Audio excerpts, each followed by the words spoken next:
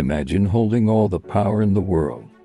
You command 100 men, your word is law, and your authority is absolute. But then you watch someone you care for, someone loyal and dear to you, fading away. And all your power, all your influence, becomes utterly useless. This is the story of a Roman centurion, a man of immense authority, who found himself completely helpless. His servant, a man he valued highly, was at home, paralyzed and suffering terribly. The centurion had access to the best physicians, the most advanced medicine of his time, but nothing worked. The servant was dying. Desperation can lead us down unexpected paths, and for this Roman officer, it led him to a name he'd been hearing whispered throughout the region: Jesus. This wasn't an easy decision. As a Roman, a representative of the occupying force, seeking help from a Jewish teacher was unheard of. It was a humble, even risky move. But his care for his servant outweighed any pride or protocol. He had heard about the miracles, the teachings, the compassion. He had heard that this man, Jesus, had a power that defied explanation.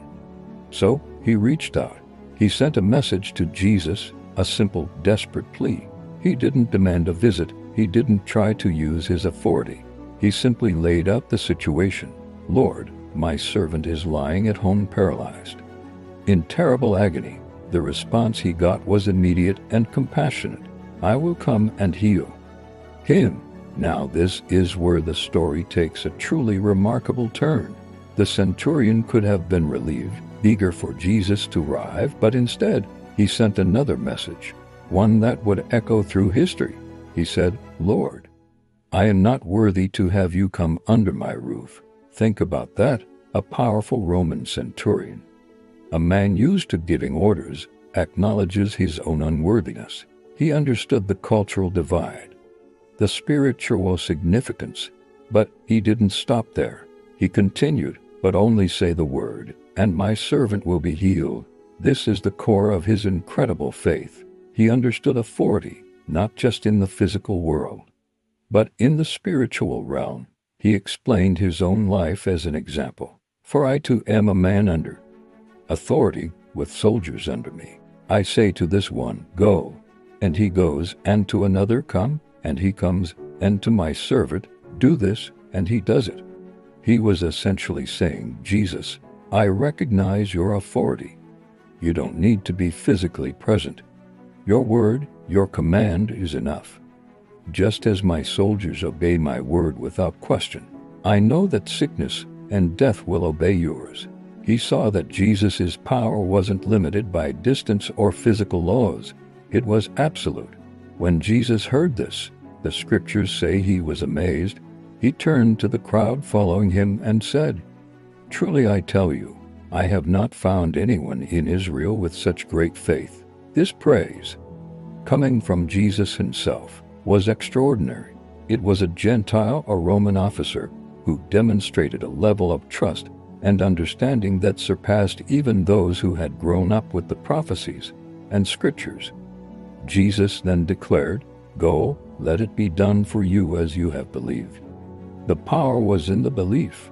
The miracle was tied directly to the centurion's faith. And at that very moment, the servant was healed. When the centurion's messengers returned to the house, they found the servant completely well, his suffering gone, his paralysis vanished. This story isn't just about a miraculous healing. It's a powerful lesson about the nature of faith. The centurion's faith wasn't based on sight. Didn't need to see Jesus perform a ritual or touch his servant. His faith was in the unseen, in the power of a single word spoken with divine authority.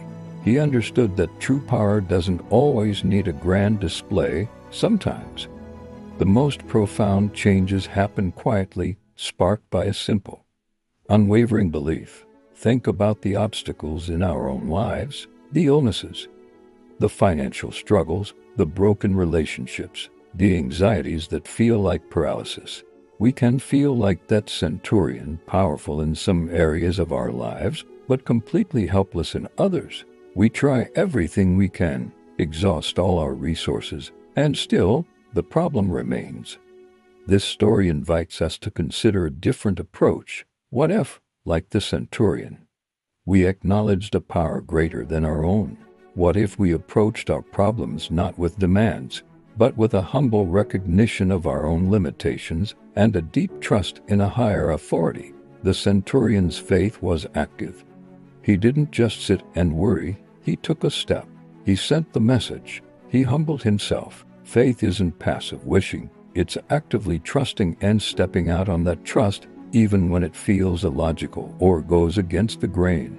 His story teaches us that faith can bridge any divide. The chasm between a Roman officer and a Jewish teacher was immense. Yet faith created a connection that brought about a miracle. In our world, so often fractured by division, this is a beautiful reminder that a shared belief in something good and powerful can unite us in profound ways. And finally, it shows us that our faith is seen and honored. Jesus marveled at the centurion's faith. He didn't dismiss him because of his background or his profession. He saw the heart, the genuine trust, and he responded to it.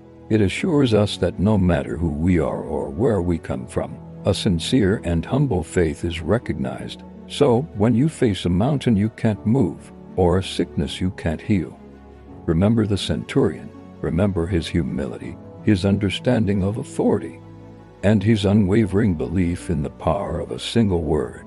His story is a timeless testament that true faith, a faith that trusts without seeing, has the power to overcome any distance, any obstacle, and bring healing where it seems impossible.